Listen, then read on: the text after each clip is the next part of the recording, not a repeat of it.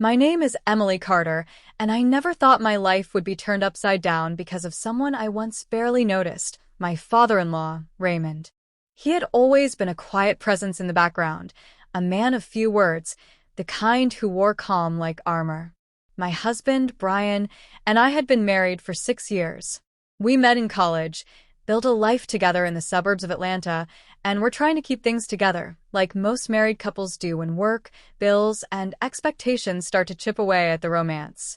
Brian was an accountant, and though he was reliable and kind, over the years, I started to feel a distance growing between us. We were living side by side, but no longer really living together.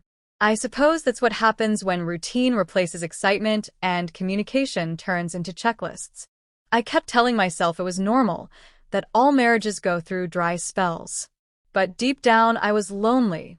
Not just for affection, but for real connection. Raymond came to live with us when he retired from his long career as a high school principal. His wife, Brian's mother, had passed a few years back, and he said he didn't want to stay in their old house anymore. It felt too empty. We had the space, and, of course, Brian didn't hesitate to offer. At first, I wasn't sure how I felt about it. Having another person in the house meant less privacy, more adjustments. But from the beginning, Raymond made it easy. He was polite, helped around the house, cooked on weekends, and spent his mornings in the garden we never used. He didn't talk much, but when he did, you listened. His voice carried the kind of wisdom that only comes from living a full, sometimes hard, life.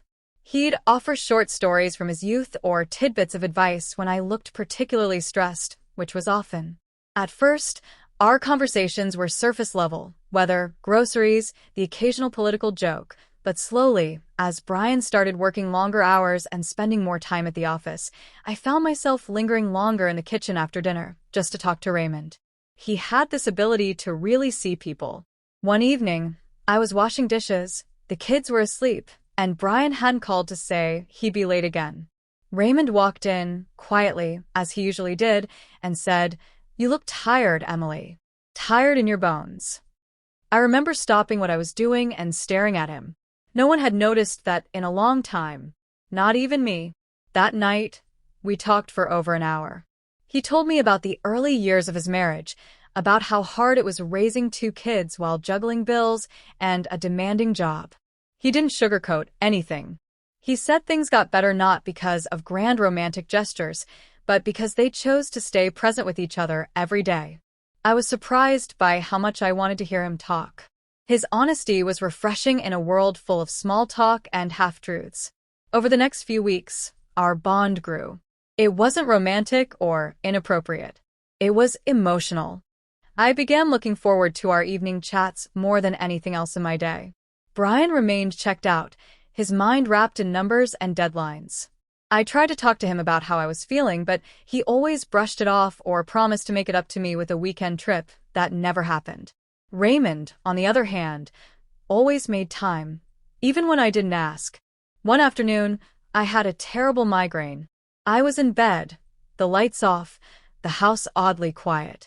The kids were at a friend's house for sleepover, and Brian had taken a weekend trip with some coworkers. Raymond knocked softly and asked if I needed anything. I don't know why, but I started crying.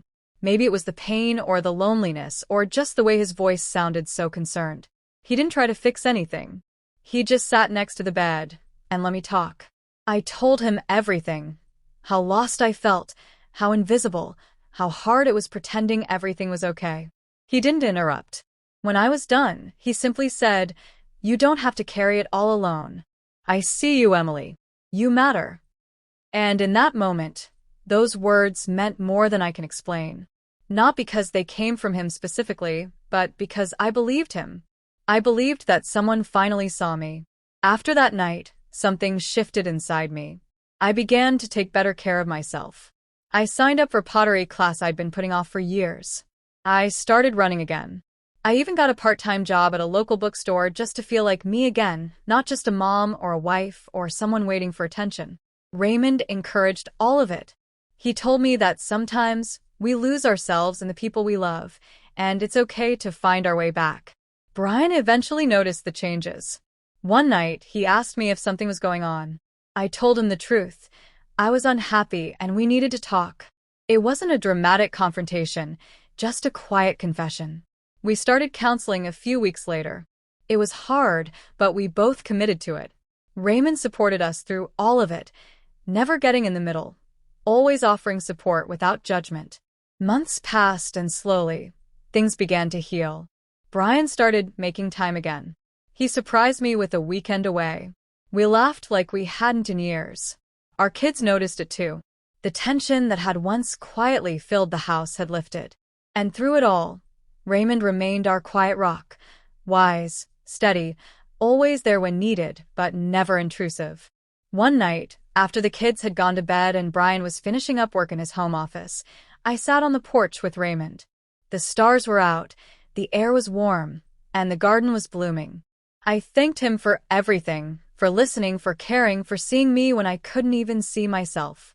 He smiled and said, "That's what family is supposed to do. We're not here just to share space. We're here to lift each other when the weight gets too heavy."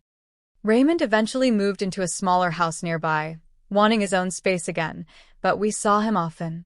He became even closer to our children, teaching them how to plant tomatoes and telling them stories that somehow always had a deeper meaning. He became more than a father-in-law. He became a friend, a mentor, and in many ways, the unexpected hero in a chapter of my life I didn't know I needed.